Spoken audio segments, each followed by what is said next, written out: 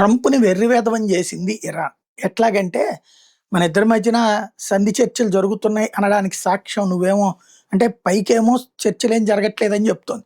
అదే సందర్భంలో ఇంటర్నల్‌గా ఆహ్, అండర్‌స్టాండింగ్ ఏదో జరిగింది.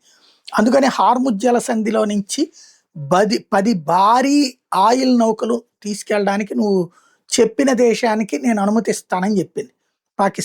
ఇరాన్. అయితే పాకిస్తాన్ జెండాతో వచ్చే వాటిని అనుమతించండి అని చెప్పాడు ట్రంప్. దాంతో 10 నౌకలు, వాణిజ్య నౌకలు అట్నుంచి వచ్చినాయి ఆయిల్ తీసుకొని. ఇక్కడ ట్రంప్ సక్సెస్ అయినట్టు. సేమ్ టైమ్ పాకిస్తాన్‌కి, అమెరికాకి రిలేషన్ మరింత బలపడ్డట్టు. మన నౌకలు మనకొచ్చేస్తున్నాయి. ఇది ఒక ఎత్తయితే, ఇప్పుడు ఇరాన్ పార్లమెంట్ సభ్యుడు తేల్చి చెప్పిందేంటంటే, 10 నౌకలు మేము పంపించిన మాట వాస్తవం. ఒక్కొక్క నౌక నుంచి $2,000,000 అంటే దాదాపు 18, 19 కోట్లు డబ్బులు వసూలు చేసి పంపించాము.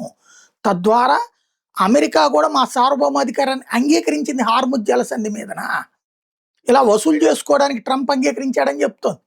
తద్వారా ట్రంప్‌ని వెధవం చేసిందది. విచిత్రమైన పరిణామాలు చోటు చేసుకుంటున్నాయి.